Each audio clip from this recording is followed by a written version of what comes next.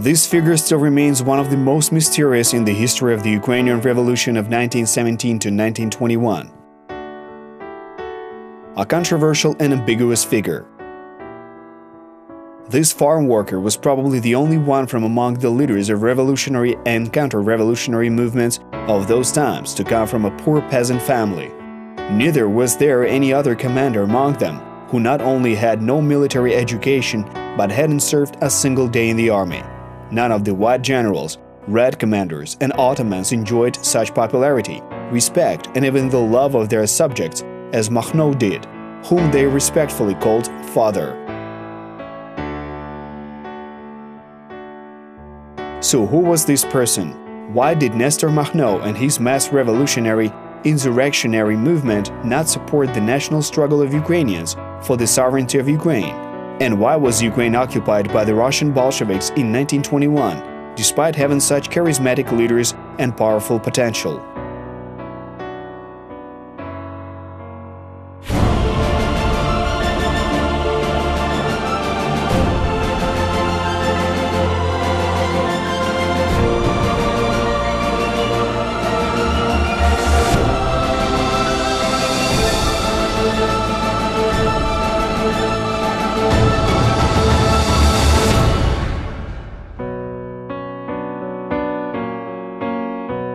Even the contemporaries of Nestor Makhno, who fought against all authorities, regimes and foreign invaders on the territory of Ukraine, expressed a variety of thoughts about him ranging from adoration to accusations and insults. Володимир Винниченко у відродженні нації, тоді ж по гарячим слідам іще навіть... At the same time, back when the Ukrainian Revolution had not even ended, Volodymyr Vinnychenko devoted a whole section in his revival of the nation to clarifying this socio-political phenomenon, naming it Otamanshina. The revolutionary insurgent army of Nestor Ivanovich Makhno was a classic example of this Otamanshina. He signed agreements with the Bolsheviks and the Ukrainian People's Republic. He switched sides several times a year. The mass rebel movement of the Ukrainian peasantry was named after its leader. The village of Hulyai-Pole was the capital of Makhnovshina. It is now a city in Zaporizhia region. As a supporter of revolutionary anarchism, Nestor Makhno was negative towards the Ukrainian Central Rada and considered it a counter-revolutionary organization. Makhno's units saw their main task as protecting the interests of small landowners under the slogans of anarchism. Makhno gave them land and Makhno gave them freedom. By and large, it turned out to be enough for them to support him. The area of military operations of Makhno's insurgent army stretched from the Dniester to the western borders of the province of the Don Cossack host. Over 2 million Ukrainians lived on this territory. Махновський рух – найбільш потужний рух взагалі в Європі, селянський. Makhno's movement in Ukraine was the most powerful peasant movement in Europe. No other movement in the modern world can compare to that. His rebel army consisted of hundreds of thousands of people who fought for this ideological platform under his banner. За цю ідейну платформу під його знаменами. Доволі часто можна почути, що Махно, мовляв, це не зовсім... It is said quite often that Makhno's movement was not entirely Ukrainian. It was an anarchist movement and some other movement. It's true, there were anarchists, proper ordinary anarchists, but when Makhno tried to go on a campaign to the east with his regiment to the Russian ethnic territories, they had support when they were passing through Ukrainian villages. They had somewhere to sleep and somewhere to feed their horses. But as soon as they entered Russian territory, such support disappeared, so Makhno returned back to Ukraine from that territory. But wasn't he Ukrainian? То хіба ж він не український? 100 years ago, the leader of revolutionary anarchism tried to create an anarchist state on the territory of Ukraine. People called it Makhnovia. Officially, it was called the South Ukrainian Labor Federation. Він показав, що є певна українська... He demonstrated that there was a certain peasant element that was not that easy to tame. Neither the Soviet regime, nor the Ukrainian democracy, nor white guards could tame it. Nobody can force a Ukrainian peasant to do something. Змусити селянина, українського селянина до чогось. Makhno had an army and a territory under his jurisdiction. The military treasury performed the role of a bank. Nestor Makhno wanted to have his own currency, but there was no mint in Makhnovia.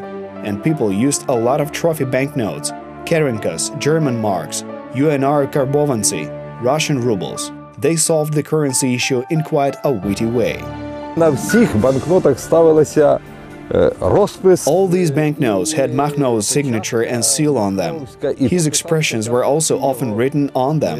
Something like, "Hey comrade, don't be sad. Makhno has some money now. Whoever won't take that money will get their asses kicked by Makhno." Не братиме того, Махно дратиме.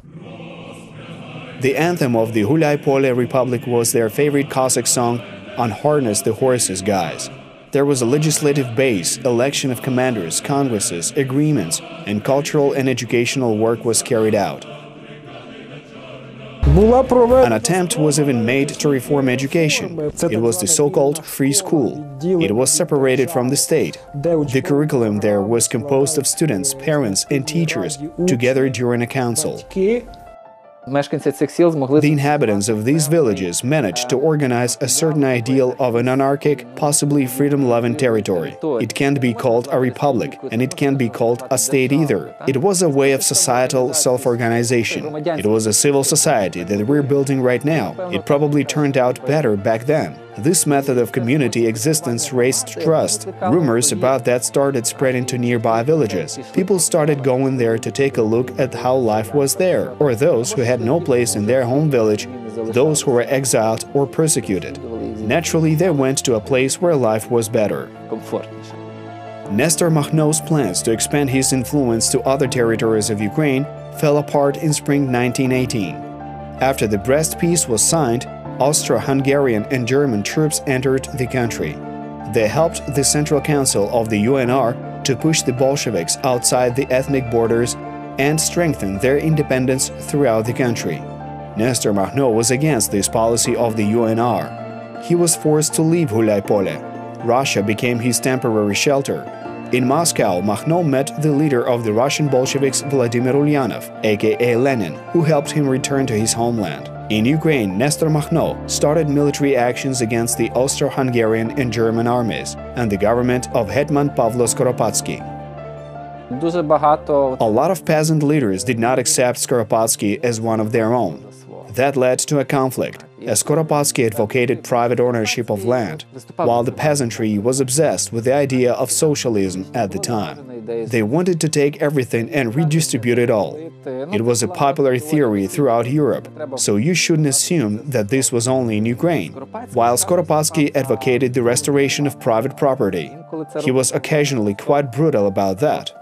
Accordingly, the short-term interests of peasants did not coincide with those of Skoropadsky. In early 1919, the White Guards launched an offensive from the south on the territory controlled by Makhno's revolutionary rebel army, while the Russian Bolsheviks attacked from the northeast.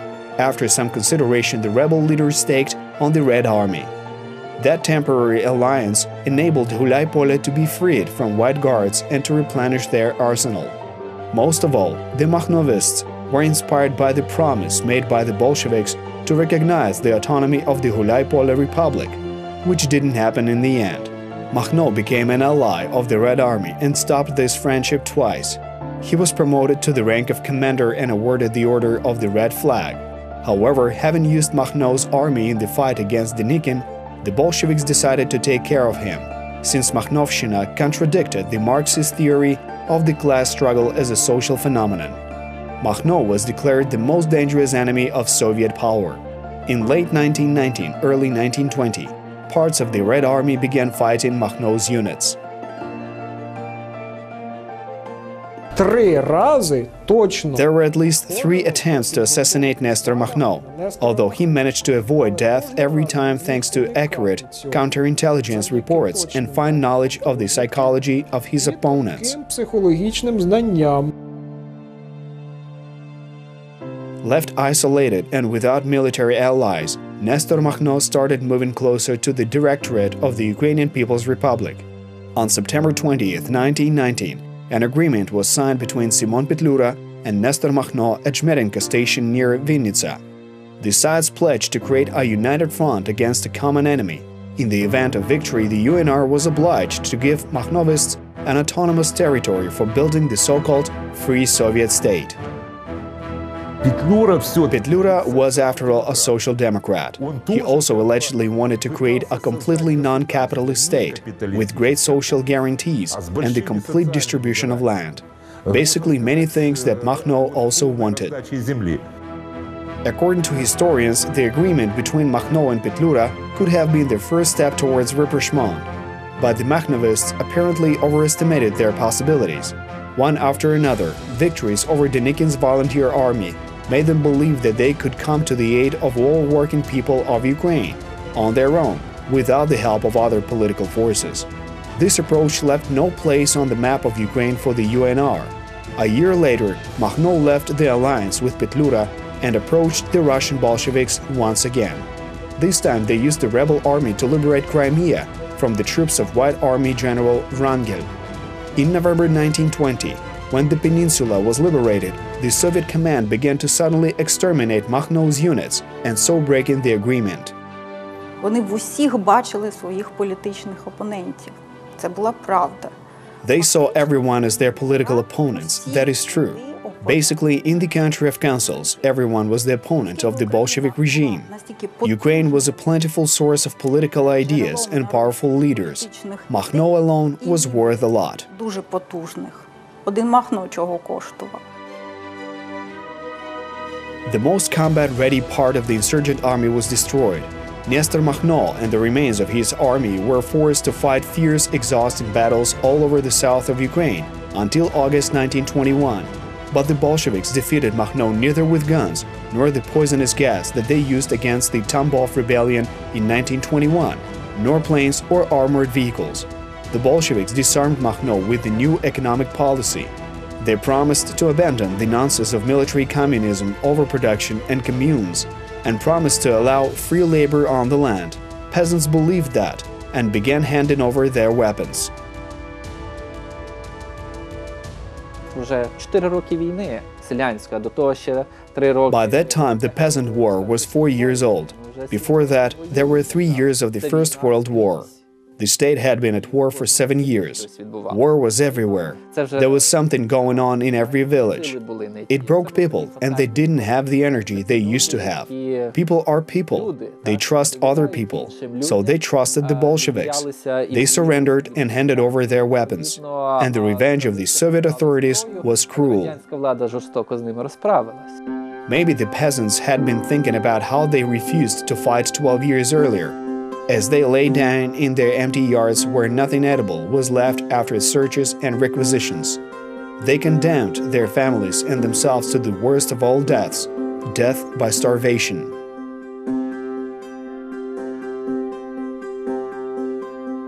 In 1921, Makhno left Ukraine forever. In exile, he directed his activities at liberating Ukraine from Bolshevism and Polish occupation. He planned military actions in Galicia, tried to unite all right-wing forces abroad to help Ukraine, and so on. However, Nestor Makhno's main chance to achieve Ukraine's independence was lost forever. Він мав вибирати і бути на боці до кінця чи більшовиків, чи Української Народної Республіки. І весь час He had to make a choice and stay with the Bolsheviks or the Ukrainian People's Republic until the very end. But he kept going back and forth all the time. Even though he helped break the south front of Pyotr Wrangel, capture Sivash and the Crimean Peninsula, a year later he was searching for happiness on Romanian territory. His role was destructive. The times of Stepan Razin, Ivan Bolotnikov, and Yemelian Pugachev were long gone and firmly in the past. But he kept dreaming as if this was not so. Nestor Ivanovich Makhno. залишилися в минулому, а він усе мріяв категоріями от якраз тих часів. Nestor Ivanovich Makhno. According to historians, if the military and political potential of the Makhno movement had been put into service for the cause of the Ukrainian Revolution, it would have been able to change the course of Ukrainian history. But since these forces failed to unite, they were destroyed one by Soviet troops. The Lviv newspaper Hromadski Holos, announcing the death of Nestor Makhno in Paris in August 1934, said that Makhno demonstrated great strategic capabilities. If he had joined the Ukrainian liberation fight then, Who knows? Ukraine might have been a free and independent state today.